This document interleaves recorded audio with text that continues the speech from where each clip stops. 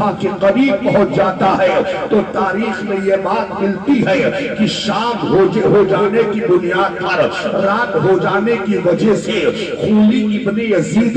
امام عالی مقام رضی اللہ تعالی عنہ کا سر انور ہے جو ابھی تک نیزے پہ چڑھا کر کے آگے آگے لے کر کے چل رہا تھا، کوفہ پہنچا تو رات ہو گئی۔ اسی بنیاد پر عبید اللہ ابن زیاد کے دربار میں پیش نہیں کیا بلکہ امام عالی مقام رضی اللہ تعالی عنہ کے سر انور کو نیزے سے اتارنے کے بعد ایک کپڑے میں باندھا اور باندھنے کے بعد اپنے گھر گیا۔ اس کی بیوی نے پوچھا کہ کیا لے کر کے آئے ہو؟ کہا بہت بڑا کام میں کر کے آیا ہو، حسین ابن علی کا سر کاٹ کر کے لے کے آیا ہو۔ جیسے اتنا بیوی سنتی ہے کہ حسین ابن علی کا سر کاٹ کر کے میں لے کے آیا ہو، تب تک بیوی غصے میں آ جاتی ہے، شوہر کو برا بھلا کہنا شروع کرتی ہے کہ اللہ تجھے غارت کرے، اللہ تجھے ہلاک کر دے، تو نے امام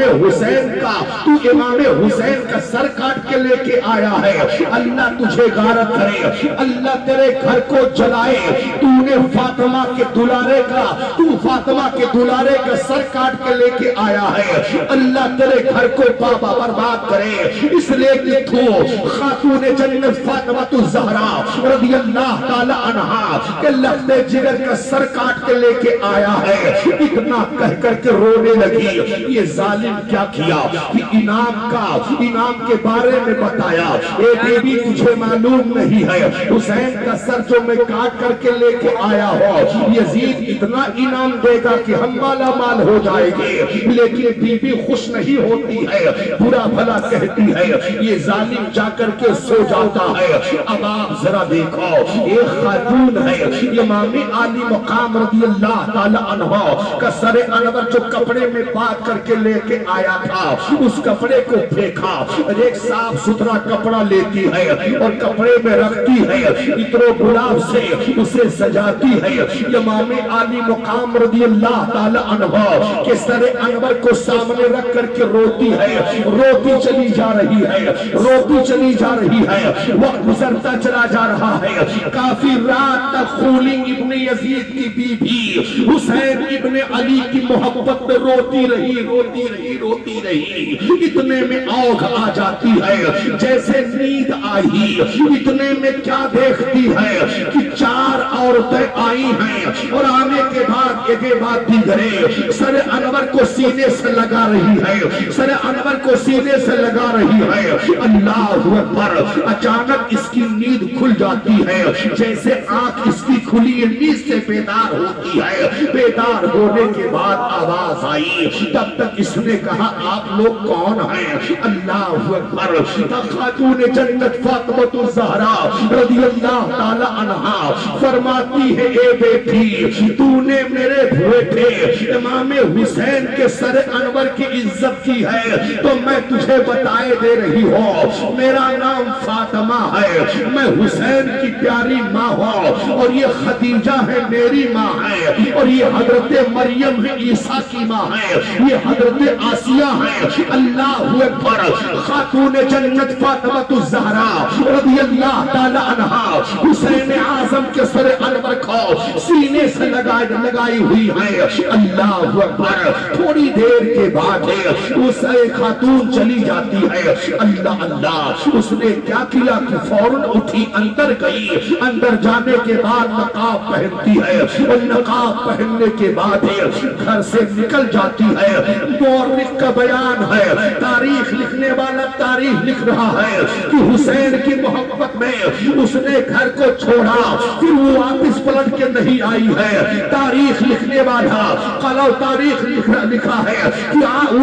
اس کا پتہ ہی نہیں چلا کہ وہ خاتون کہاں چلی گئی۔ بہرحال ہے جس نیت سے لے کر کے حسین کا سر آیا تھا وہ اس کی نیت پوری نہیں ہوئی۔ امام عالی مقام رضی اللہ تعالی عنہ کی توہین کرنے کی، اسے سزا مل گئی، اس کا پورا گھر برباد ہو گیا۔ بہرحال لٹا ہوا قافلہ جب سویرے سویرے کوفہ کے اندر داخل ہوا، کوفہ کے اندر داخل ہوتا ہے، امام علی مقام رضی اللہ تعالی عنہ کے سر انور کو نیزے پہ چڑھایا گیا، اور چڑھا کر کے آگے آگے آپ کے نیزے کو لے کر کے چل رہا ہے۔ سرہائے شہداء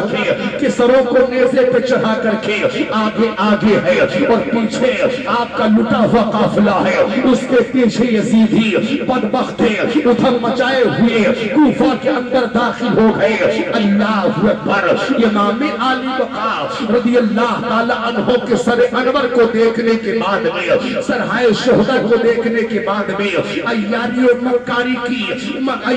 مکاری کرتے ہوئے کوفہ کے لوگ رونے لگے۔ کوفہ کے لوگ رو کر کے اپنے جھوٹ کو سچ ثابت کرنے کی کوشش کر رہے تھے، سچے بن رہے تھے۔ امام علی مقام رضی اللہ تعالی عنہ کا لٹا ہوا قافلہ دیکھ کر کے جب کوفہ کے لوگ رونے لگے تو دختر حضرت علی شیر خدا رضی اللہ تعالی عنہ کی پیاری بیٹی حضرت زینب رضی اللہ تعالی عنہ دختر علی کی روپ میں آئی، اور آنے کے بعد فرماتی ہے، اے بدبختو، تم لوگ رو کر کے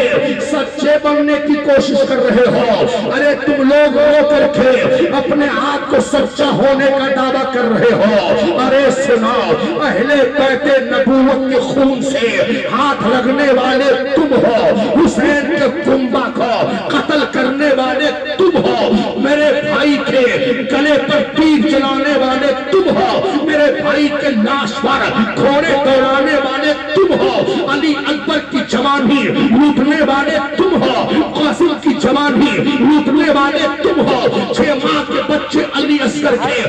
حلق پر تیر چلانے والے تم ہو، پردہ نشینان حرم کے سروں سے چادریں چھیننے والے